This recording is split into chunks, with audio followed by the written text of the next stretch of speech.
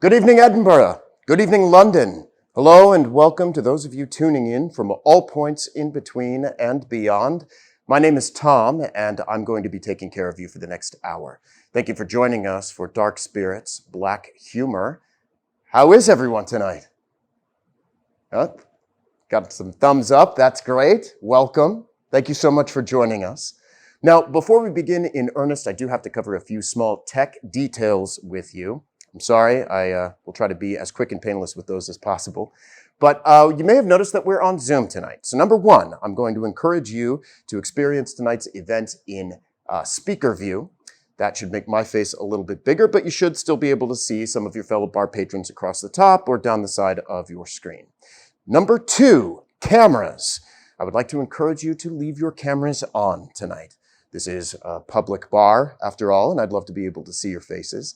But it's okay if you choose not to. We welcome all here tonight, both social butterflies and wallflowers alike.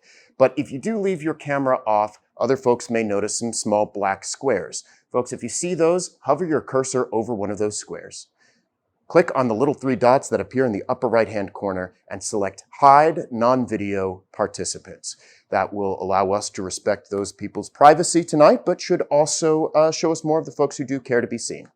And number three, if you have any technological questions tonight, I guess as opposed to metaphysical or existential questions, which may arise later in the evening, but any tech questions, I want you to send a private message to Stage Manager in the chat that should be below or to the side on your screen there. And we're going to try to troubleshoot and get you back online. So if the video glitches, if the sound cuts out, if you can't remember your Wi-Fi password, send us a message and we'll try to get it squared away. And I believe that's it. Is everyone ready? Are you getting settled in? Maybe you want to lower the lights and light a candle to set the mood? Are you terribly excited? Are you terribly confused? Great. That's an excellent place to start. So folks, it's a rainy night in Edinburgh tonight. It always is, isn't it? And we are in the not too terribly distant future, at some point after the latest wave of the virus has abated. Hopefully it's in the fall. I think the autumn will suit our purposes well this evening. But it's a quiet night. Wind hisses in the trees down in the meadows. Taxis slush past you in the street. And at some point you find yourself in a steep close or a narrow little alley that you've never noticed before. You're not lost, necessarily. But you're never going to be able to find this place again. And out of a small window, set in an old wooden door, set in an ancient stone wall, wavers warm yellow light. A quiet pub on a rainy night. Come in. Have a seat. Let me fix you a drink. Now, I always liked this kind of night, back before the pandemic when I was tending bar. The quiet nights, the ones where you knew you weren't going to make any money, but you could put on a record and swap stories with your favorite regulars.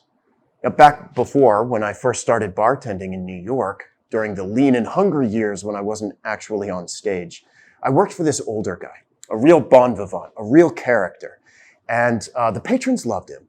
But beneath all of the charisma, he was a real old-fashioned stickler for details. And he had three rules for bartending, in addition to knowing the cocktails. Number one, work clean. Makes sense. Sloppy bartenders make dumb mistakes. Number two, dress the part. Wanted clean ties, clean shirts. He even wanted us to wear wedding rings, especially if we weren't married. In his mind, that gave off an air of respectability and safety. I guess he was thinking that a man who worked long hours to support a family, even a fictional one, was a man that you could trust. Now, obviously, there are a lot of logical flaws to that argument, but we played along. And number three, and this one was the most important, always look the patron in the eye. This was absolutely his most important rule. Someone could come in, they could enjoy the cocktail, they could enjoy the ambiance, they could enjoy the music, but if you don't look them in the eye and let them know that you really see them, they're never coming back. And that always stuck with me. Now, our bars here in the States have been closed for a long time. The ones that have reopened have done so tentatively. All of our stages are still closed as well. So I want to try something with you tonight. I want to see if we can recreate a bar and maybe even a stage in this strange liminal space in between us, turning the simple ritual of making a stranger a drink into an act of community.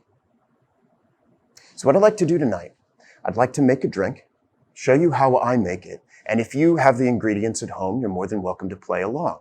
Otherwise, fix yourself your own favorite something. Doesn't even have to have alcohol in it, just so long as we can all toast each other together later. What do you say? Excellent.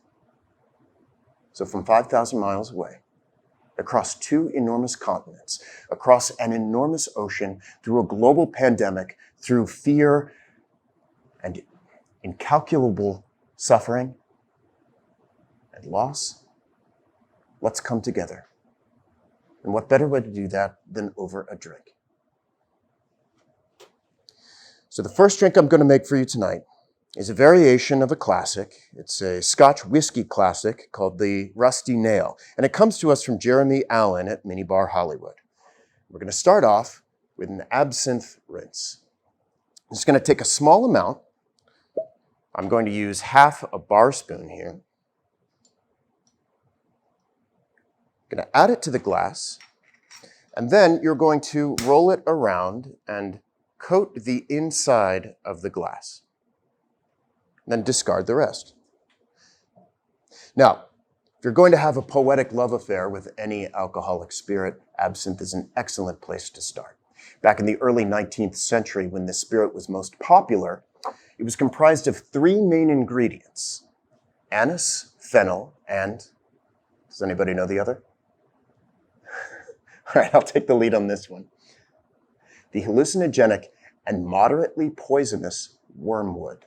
Now, the anise you can still smell. That's that lovely black licorice scent, and if you were here, I'd offer it to you. And maybe a little bit of the fennel. But the wormwood that they use now is different than what they used back in the day. Back then, it was poison. So it's been illegal in that form for a while now. But the literati of the time, including Baudelaire, Lord Byron, and very famously Edgar Allan Poe, all swore by the hallucinatory creative properties of the green fairy. Now, it's believed that maybe they were exaggerating for dramatic effect. Apparently, storytellers have a habit of doing that kind of thing. But what's the fun in thinking that, right? And as my old acting mentor Jimmy used to say, never let strict adherence to fact get in the way of the telling of a true story. Jimmy was Irish, so my apologies to any of our Irish audience out there for that accent. But he had a point. Now, the next ingredient that we're going to use, a little less mythical but no less important to the cocktail, is 1/2 ounce of a liqueur made from Scotch, heather honey, and Highland herbs. And that is, of course, Drambuie. Now, what's interesting about this liqueur is that the recipe stretches back for longer than anybody thought to take credit for it. But it seems to have emerged in close to its present form in the early 1700s on the Isle of Skye. And I love that.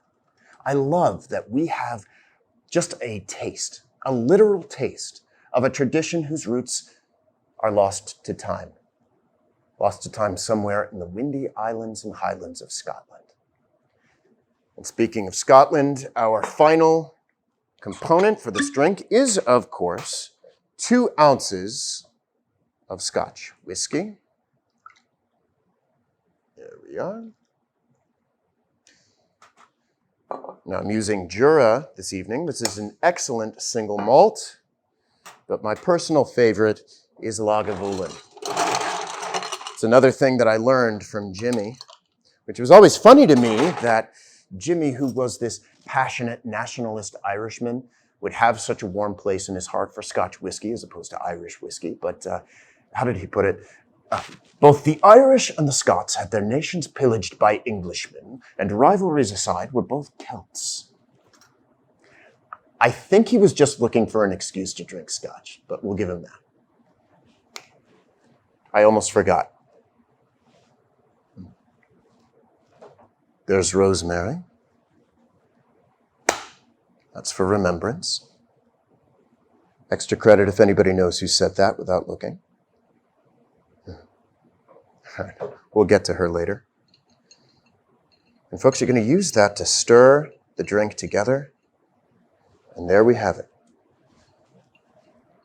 A balanced drink for you this evening. The sweetness of the honey balancing the smokiness of the Scotch. The dark history of the absinthe remembered by the rosemary. And on a night like tonight, a night when we come together and we commemorate everything we've lost over the past year and a half, and we look to friends and strangers alike with hope for the future, I think this drink will serve us well. Sláinte, Bahaim, here's to you.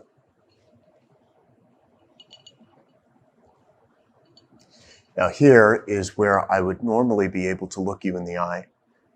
Here's where I would normally be able to get to know you a little bit better. But because we are not actually in the same room, I want to try something tonight.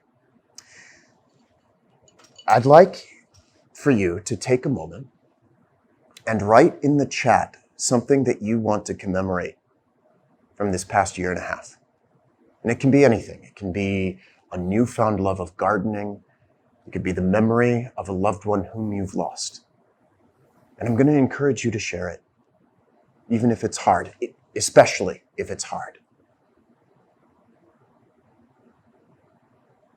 And then I want you to take a sip of this drink and close your eyes. And I want you to dedicate this evening to that memory.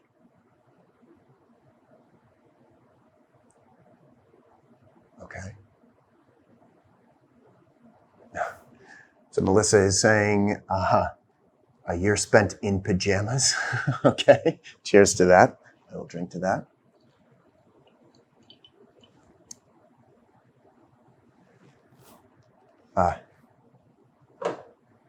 Kevin is mentioning his uncle who passed away.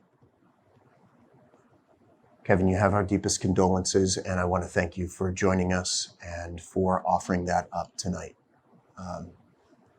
Here's to your uncle. Thank you for sharing that. Okay. So if anyone has any other remembrances that they want to offer throughout the evening, please feel free to do so. But now I want to join you, and I want to tell you the story that I want to commemorate.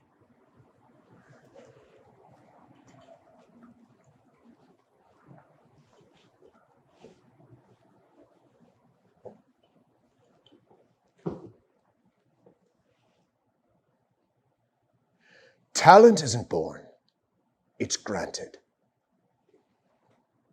James Finnegan said that. Jimmy, who I was just telling you about, Jimmy, as he'd insisted we call him at the beginning of rehearsals.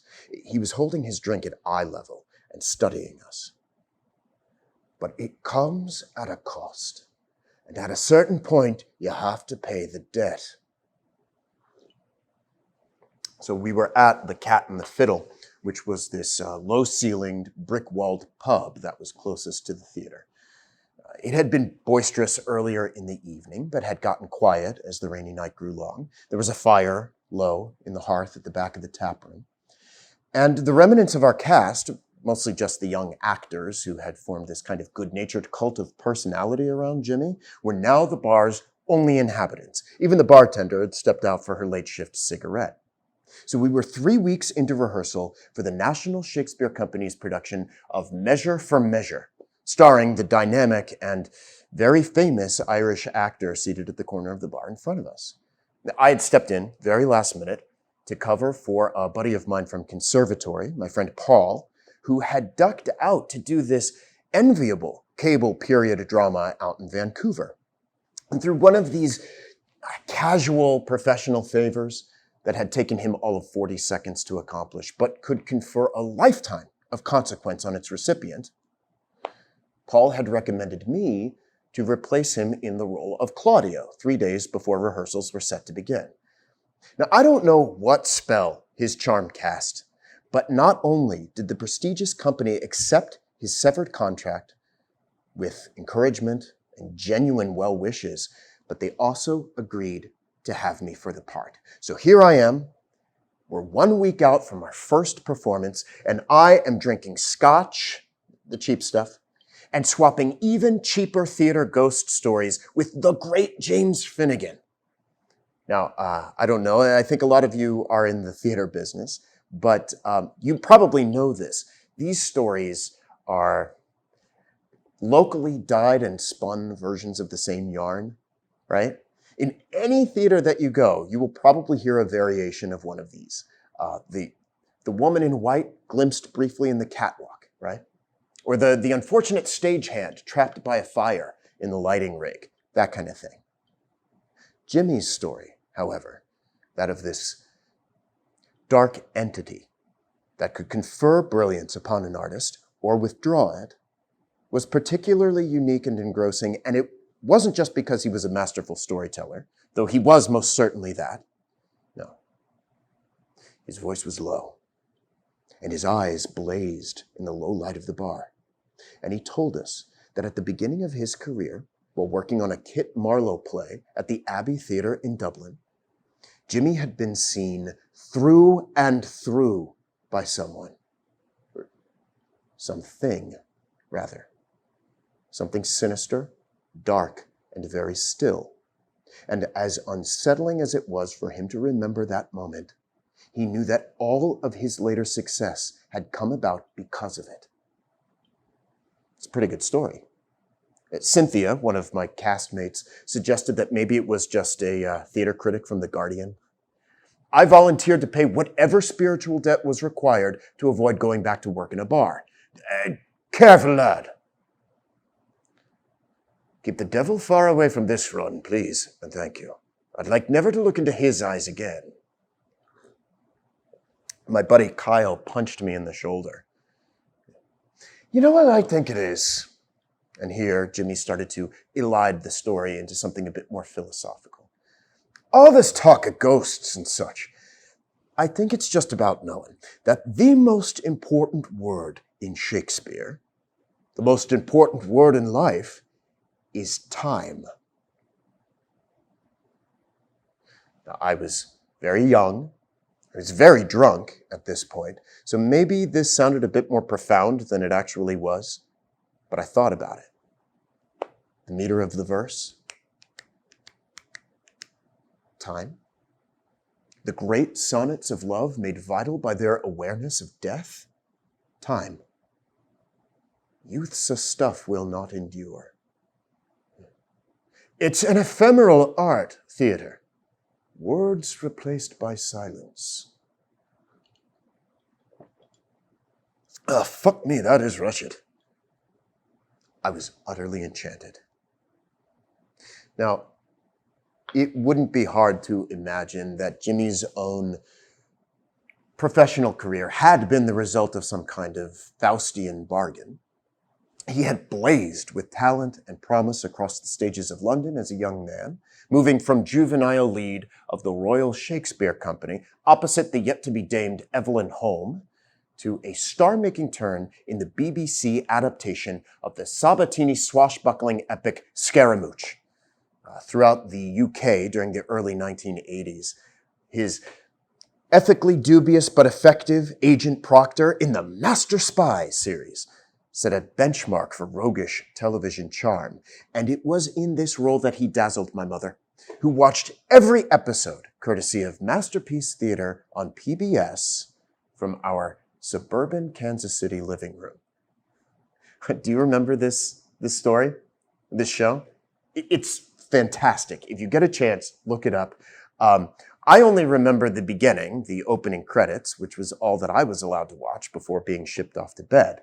But it was incredible. It was this thrilling sequence of Cold War skullduggery set amidst the most recognizable landmarks of London.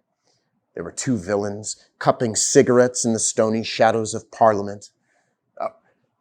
Our hero holding a smoking service revolver, his eyes, his brilliant blue eyes reflecting the light coming in off the Thames, that kind of thing. "Your father better watch out if Agent Proctor comes calling," my mother would threaten playfully, which prompted in me these marvelous daydreams of what life would be like if an MI6 agent suddenly replaced my father in Shawnee Mission, Kansas. But even as Jimmy's career waxed preternaturally richer, his private life carried the debt. The British tabloids savaged him for his multiple failed marriages, often coloring the reporting with unattributed stories of his philandering and his excessive drinking, most of which was probably true. Most of his television residuals were embezzled by a crooked money manager that he'd met while pricing horses at Tattersall's. But of course, none of this compares to the tragedy that occurred in the summer of 1987. I'm sure many of you remember this. But following the wrap of 6 months of filming for Odysseus the Great, James had taken his 9-year-old son Cormac sailing off the coast of Sardinia, along with the film's Italian director and James's rumored paramour from set. And the four had set out on a brilliant Mediterranean morning, with Cormac hoisted laughing on his father's shoulders. But 2 hours later, the boy would be carried off the boat again. This time, the promise of a beautiful summer day shattered. It was reported at the time that Cormac had his thin legs tangled in an errant fishing line while swimming alongside the boat. The adults swam desperately to the boy's aid, but tragedy had moved faster. The London Sun reached probably its editorial nadir by running these long lens, grainy photos of James holding his son on the beach, the small body supine in the sand, and the protective, hulking frame of the father contorted in anguish over it. "You know, Tom, my boy watches every show. I do believe that." He'd said this to me plainly, like a simple statement of fact. He didn't even look me in the eye when he did. Now, I didn't know if he was looking for sympathy or would be embarrassed by any expression of it, so I just opted for honesty. I'd like to think my dad does too. And then he looked me in the eye, and he grabbed me by the shoulder, and he said this, and I will never forget it.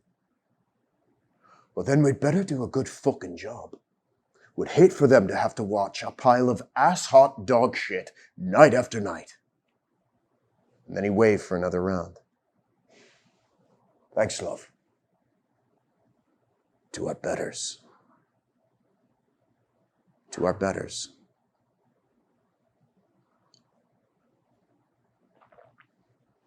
Now, back at Jimmy's company housing, which was this comfortable apartment on the top floor of a colonial townhouse on Capitol Hill, the nightcap conversation had returned to work. Kyle and Cynthia had long since disappeared to one of the other's lodgings. I'm sure I would hear about that in the morning from both of them. But Jimmy and I were now an additional Lagavulin 16-year further along. And I had never had anything like it.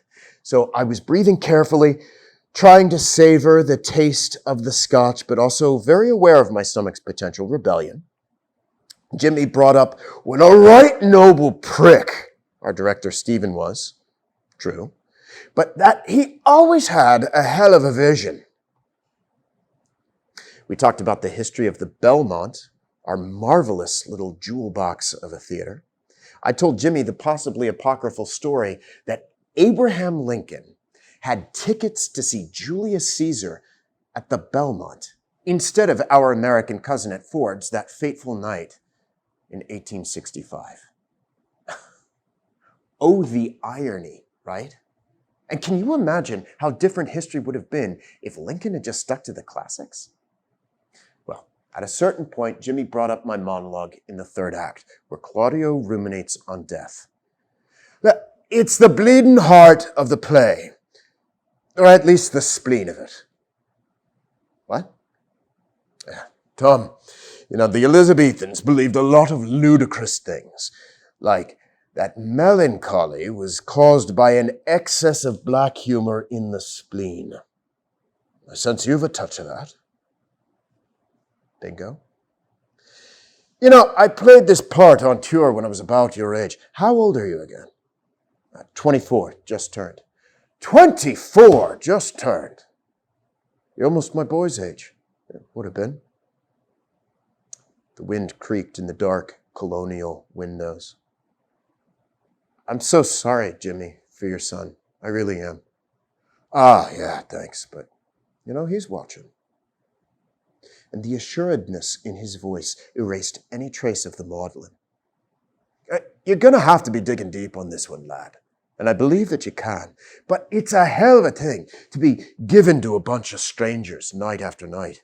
Your bleeding, broken heart on a fucking plate for them. Is that what you want? The rest of your life?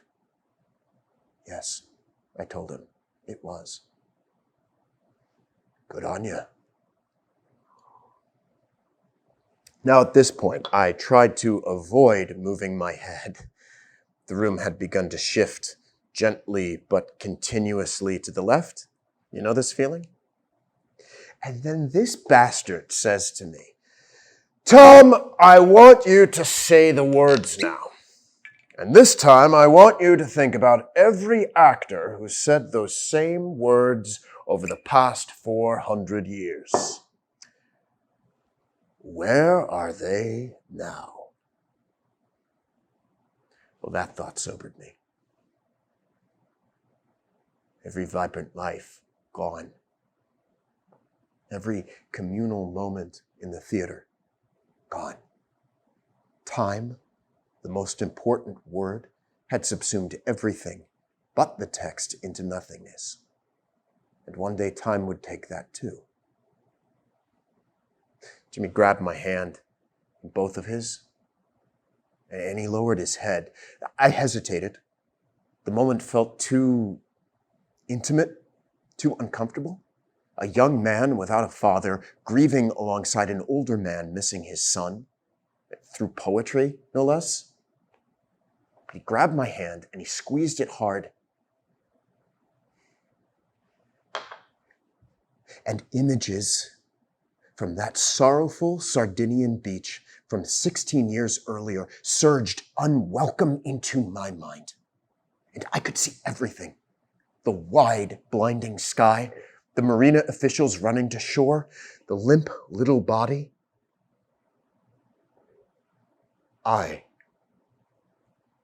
But to die and go we know not where, to lie in cold obstruction and to rot.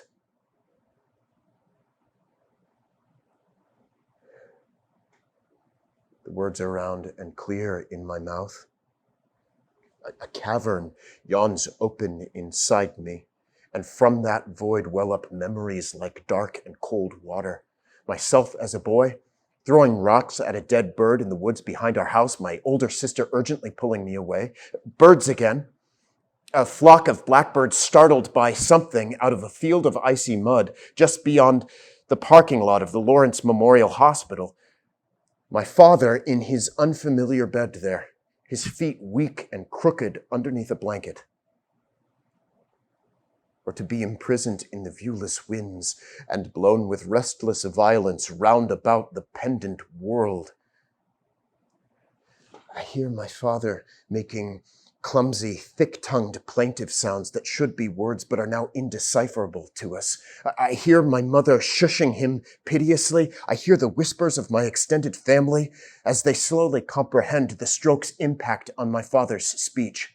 Or to be worse than worst of those that lawless and uncertain thought imagine howling 'tis too horrible. The weariest and most loathed worldly life that age, ache, penury, and imprisonment can lay on nature is a paradise to what we fear of death. And now I hear the sounds that I have for almost 2 decades successfully silenced in the black recesses of my mind.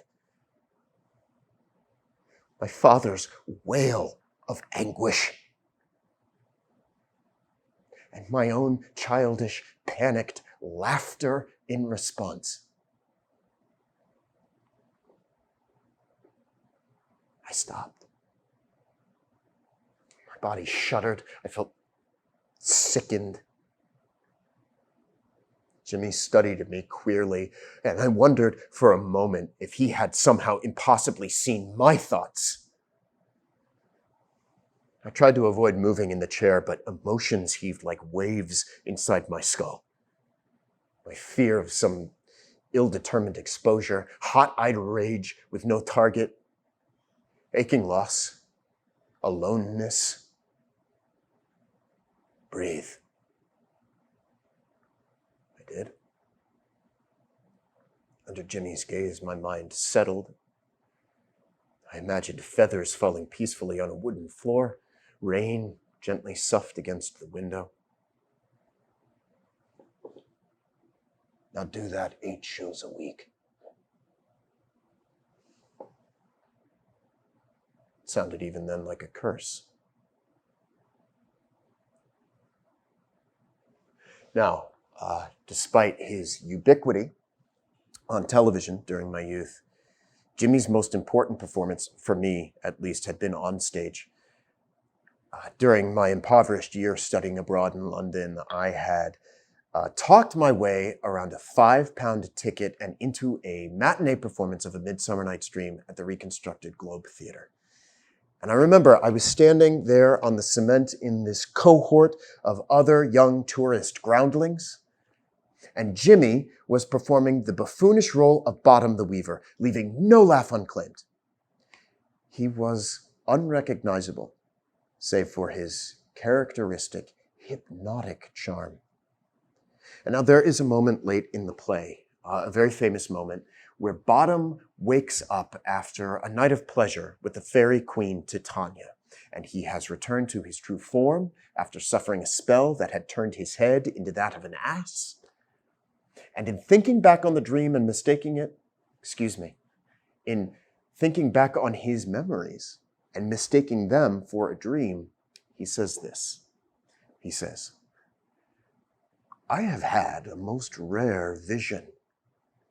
The eye of man hath not heard, the ear of man hath not seen, man's hand is not able to taste, his tongue to conceive, nor his heart to report what my dream was." Now, in every production that I had ever seen, the actors had tried to make this moment uproariously funny. And it's well within their rights. Bottom's malapropisms, his double entendres, the spectacular and bizarre circumstances of the previous night are all rich comic fodder for any adept actor. But Jimmy hadn't played the moment for laughs. Instead, he offered something sincere, even supplicatory. The awe of a man confronting the extraordinary. So here was Bottom, impoverished of words, but desperately trying to commemorate a life and a moment through a story too poor to contain them. And as I watched from this sweaty crowd just below the lip of the stage, I thought about my own experience trying to communicate with my father in the weeks before he died. I wasn't old enough yet to understand my grief or even to have the words necessary to express it. Aphasia from my father's stroke had robbed him of the same. So watching this actor on a hot London summer afternoon, putting to the poet's comic words my own private ache, I wept. That was Jimmy.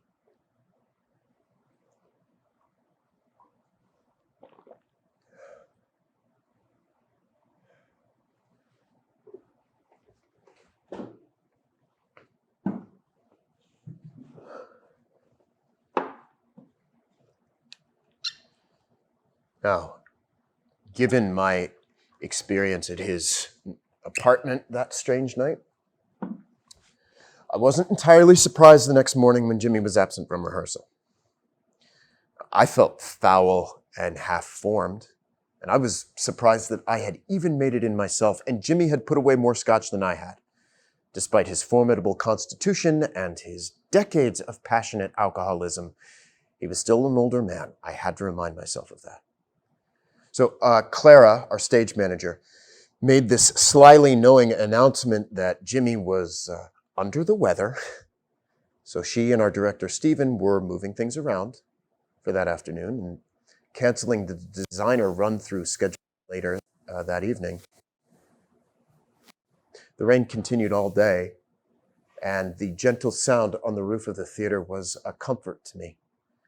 My eyes throbbed violently with every heartbeat. I nursed some tea and pecked at some coffee cake, and for the most part just savored my time not on stage. Now, those of you who know the show know that Claudio is not a particularly large role, and with our Duke absent, I had even less to do than normally planned. So I sat in the audience, and I watched as Pompey and Mistress Overdone chattered comically on stage. And here, Stephen dissected the scene like some kind of tedious but effective clinician. Right, use that reversal. She sets it up, you knock it down, go back, do it again. Never cracking a smile. He really was a prick. But as the day wore on, Jimmy's absence bothered me. His apartment was just a short walk over from the theater, so at the conclusion of rehearsal, I went over to his apartment in the rain. No light shone from the third floor through the trees, so I buzzed up from the stoop. There was no response. Now, those of you who are a part of the business know this, but for those of you who don't, there is a strong masochistic streak in the theater profession, and it's not unusual for an actor to perform with bronchitis or a fever, that kind of thing. I once worked with an old-timer who claimed that he never missed a day during chemotherapy. So the fact that Jimmy was still absent 3 days later meant that there was something seriously wrong. And I hate saying this, but I need to. It wasn't just Jimmy's apparently faltering health that had everyone concerned. Being without our lead actor this close to our opening night is catastrophic for the performance, the production. So Jimmy's understudy, this very kind but completely overwhelmed and under-rehearsed man, was called up and put through Jimmy's staging. But our moods inside the theater, just like the weather outside of it, continued to worsen. Paradoxically, it was during this time that I began to feel more confident and in control of my performance. I felt unusually focused by the rich, empty space of the theater. I now had an honest connection to Claudio's fear. Those dark and sickening thoughts from that strange night at Jimmy's continued to well up whenever I came to my monologue in the third act. And now I allowed them to infuse my performance. So every recitation was stained with private horror. When I finished speaking, I could sense a silent, respectful stillness from the rest of the cast. It wasn't until 2 days before our first performance that Jimmy re-entered the theater. He moved cautiously down the raked aisle in the audience, and the moment he emerged from under the galleries and into the house lights, it was clear that he had been through a very bad 4 days. His strong frame was thin, his shoulders stooped, his face looked gaunt and pale, even his hair looked whiter. Nonetheless, he maintained a broad smile. Sorry I'm late. Where were we? The cast erupted in appreciative laughter, and everyone rushed to hug him and pat him on the back and welcome him home. Turning to Clara, our stage manager, he joked that had he known that this would be the response, he would have feigned illness weeks ago. He didn't take off his jacket or his scarf. All right, everyone, look, we've got a lot of ground to cover, so let's start from the top and work our way through. The cast was tense and alert, waiting to see if the show would hold together.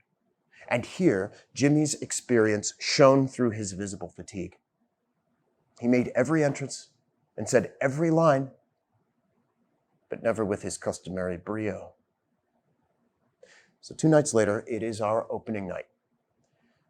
Jimmy's celebrity alone had sold out the limited engagement run over a month before rehearsals had even started. In that case, he was a producer's dream. But it meant that a full house of 640 awaited us that night. Thoughtful gifts and cards were exchanged among the cast. Rain-soaked flowers were delivered from agents and families, that kind of thing. In the small dressing room that I shared with Kyle and Tai, I found a handwritten note tucked underneath a new bottle of Lagavulin. A warm hand on your opening. Don't fuck it up. Jimmy. On stage, Megan tested the levels of the house speakers with a balcony-rattling mix of sound cues and Motorhead. So at half hour, I stopped by the old man's dressing room, and it was full of arrangements of convalescents and opening night bouquets, so extravagant they looked funereal.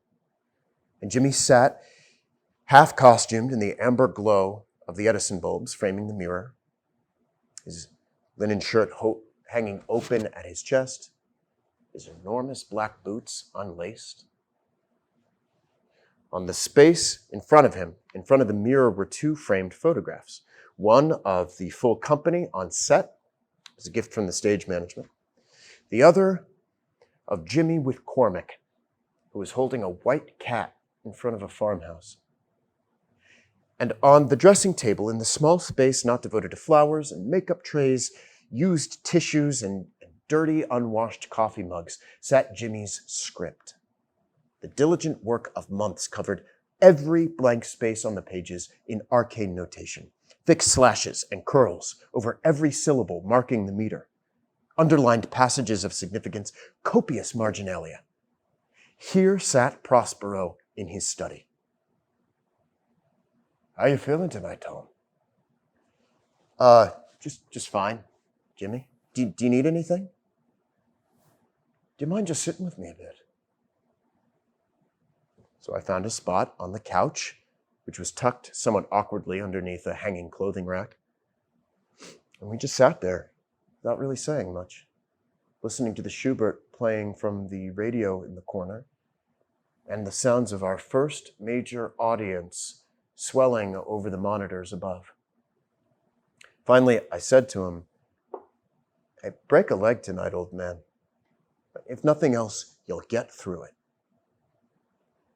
And then he turned in his chair, and he looked me dead in the eye, and he said this. "You're going to be marvelous tonight, Tom. It's been fucking granted." Actors, we are at places. Places, everyone. Have a great show. Jimmy stood up, threw his royal cape over his shoulders, and gave himself one last look in the mirror. "See you on the ice, assholes."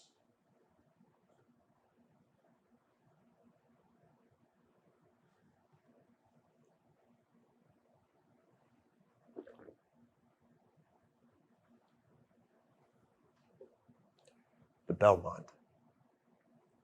The Belmont Theatre, originally constructed in 1856 and modeled after the indoor winter stages of Elizabethan London, is a marvel of intricately carved wooden galleries in the Tudor style.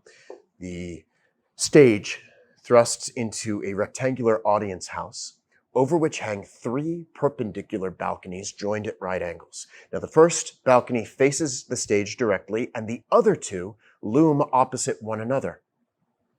But it was to the 3rd level, the top level, the one above the audience galleries, that I had always escaped during rehearsals to watch the performances. While some of the other cast would joke in the dressing rooms below or run lines out in the lobby, I had always gone here, to observe the performances, and I marveled at them. I consumed them. This secret act of devotion to the play felt both participatory and transgressive. So it's opening night, the night that this happens, and I sneak up quietly the ladder from the stage right wing up to the uppermost gallery to my usual voyeuristic perch. And a small platoon of unused lighting instruments and piles of heavy black masking curtains on the floor make for a pretty treacherous path to the folding chairs at the back of the gallery, but I settle in, listening to the snippets of several hundred conversations below, the women's laughter, the coughing. A swell of strings and bells heralds the start of the play. The lights dim, the audience hushes, and the performance begins. Of government the properties to unfold would seem in me to affect speech and discourse. On stage, Jimmy's Duke Vincentio holds court among Aeschylus, Angelo, and a host of non-union attendants. He hasn't so much as overcome his fatigue as he has incorporated it into his performance. So now, this Duke is old, tired, full of regret. And it completely works for the character. So as much as the audience is appreciating it, I am aware that Jimmy is already struggling. Now, at the conclusion of the first scene, he stuttered. Robert, playing Angelo, was quick to cover the moment by smoothly moving into his next line. But here, Jimmy was uncomprehending. And he shot a look to the uppermost gallery across from me. It was a sharp look, a look of someone both dangerous and in danger, and he held it for an uncomfortable moment. And he slowly turned back to Robert, looked at him as if seeing him for the first time, tossed off his last line, and exited the stage. The lights went down. The audience applauded. And I was filled with the sudden and dreadful awareness that I was not alone in the gallery.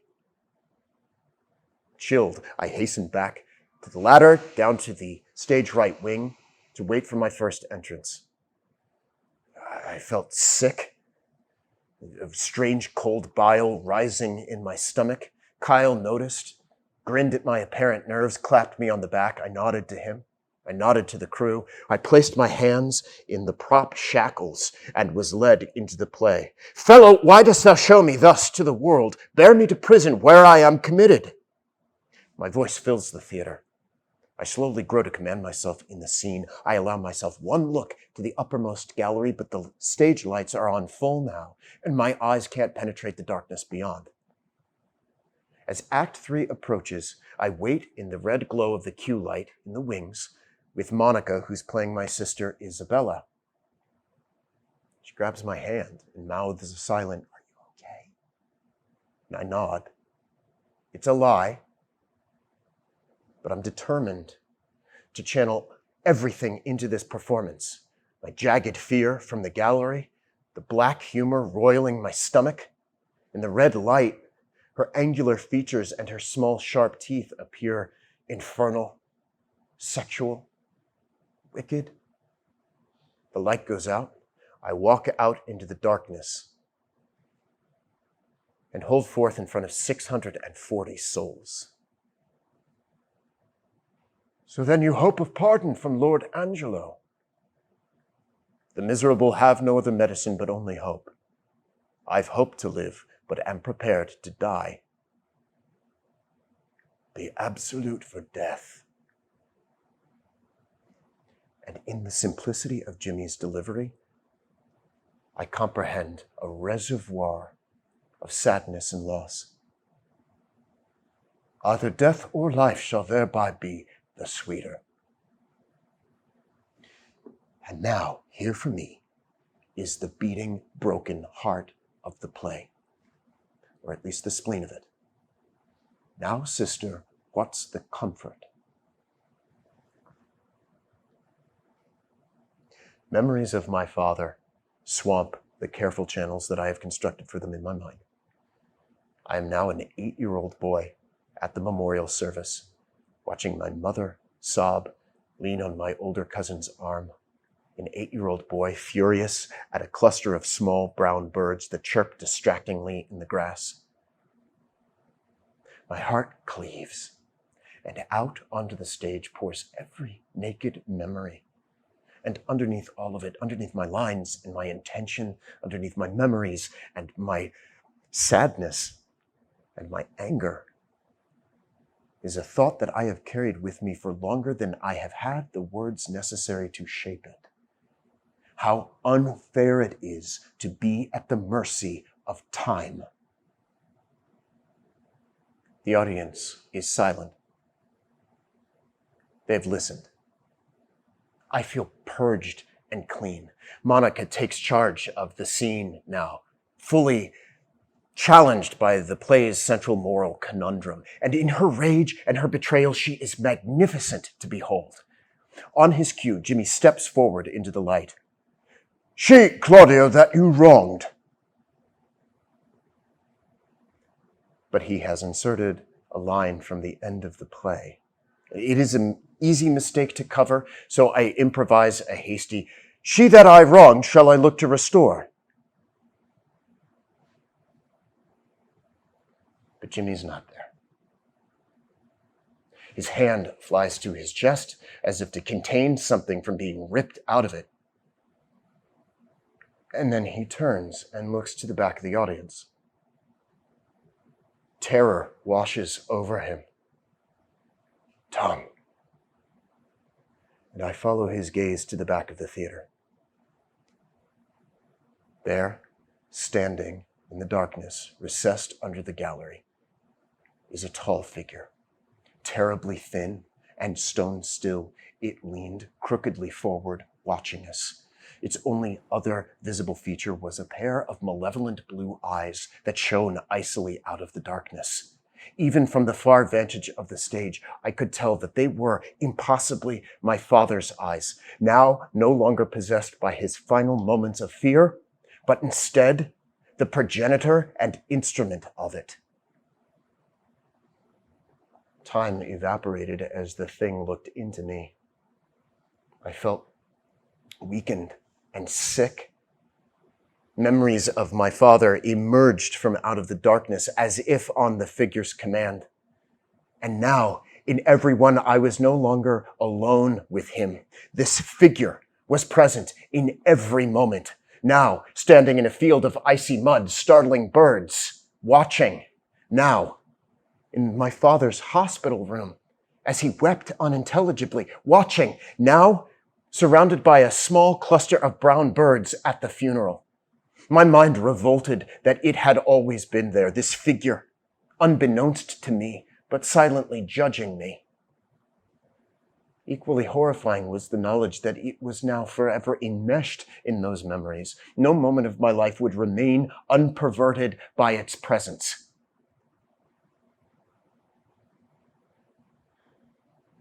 The thing released me from its gaze and shifted its eyes slightly to look at Jimmy.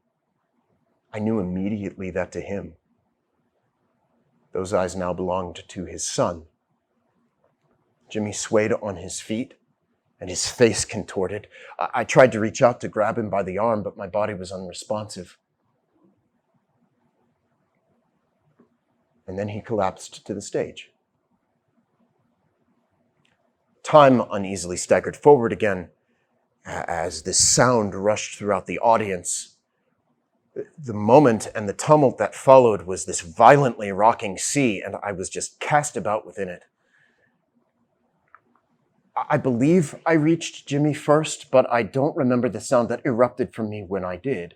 I'm told that it had been a manic and startling sound, a childish, panicked laughter. And when the others were able to remove me from Jimmy's side, I had been trying desperately to cover his now unseeing eyes with my hands.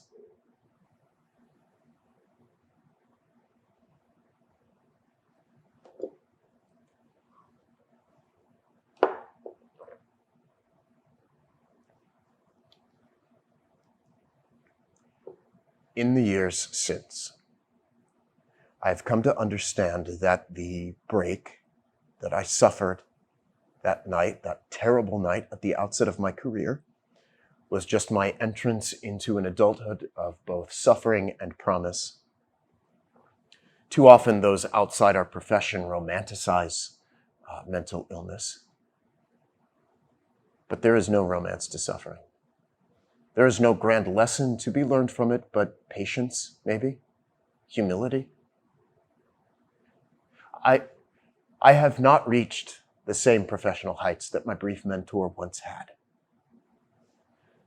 But within me, a vibrant power sustains itself, fed by the now stained memories of my youth and the ineradicable awareness that time, the most important word, the most important thing, passes relentlessly, inalterably, and will one day subsume me and us and everything we have ever thought and felt and spoken.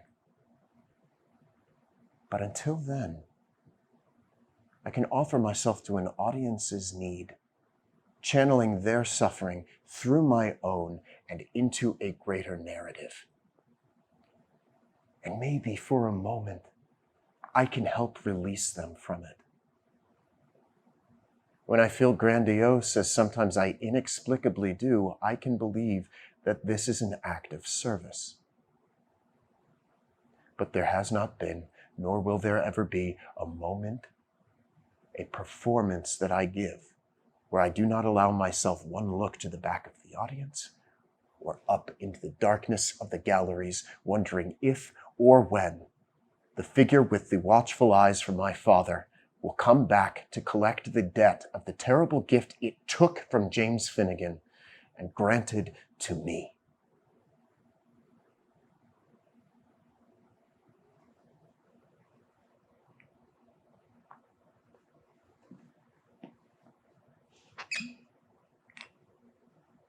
This is just a story. The words in it are true, but the words in it are also false. I don't know how true any story can really be. And like the remembrances we offered at the beginning of the evening, we commemorate people and moments through stories, even if the words that we choose to use are too poor to contain the richness of what they are supposed to represent. But that's okay. Is anybody familiar with the story of the ghost light? This is a theater festival, after all, so I think some of you do. But for those of you who don't, the ghost light is a light that is left burning on stage. After every performance, around the world, in almost any theater that you go to, you will find this to be true. There exists a light that burns on stage after every performance is over. If you were to sneak back in and avoid the gaze of the nearest polished oak gargoyle, you will see that there is a light blazing on stage. And we think that this tradition comes from the gas lamps that they used to light the stages in Victorian England. And it was just a practical way of relieving pressure on the gas lines overnight. There are other theories that this light has the practical benefit of helping any hapless stagehand avoid falling into the orchestra pit on their way home in the dark. So maybe both of these are true, right? There are other stories as well, poetic ones. The idea that maybe this light actually is what its name implies, a light for ghosts, a light for the lost spirits of the theater to allow them to perform when no one else is watching. But I'd like to think that it's also a promise. It's a promise that even though one story has ended, another will begin the next night. And in that way, this promise is an act of defiance against time. Time, the most important word, the most important thing. That thing that will subsume all of us? Not yet. Not when we promise each other that we have more stories to tell.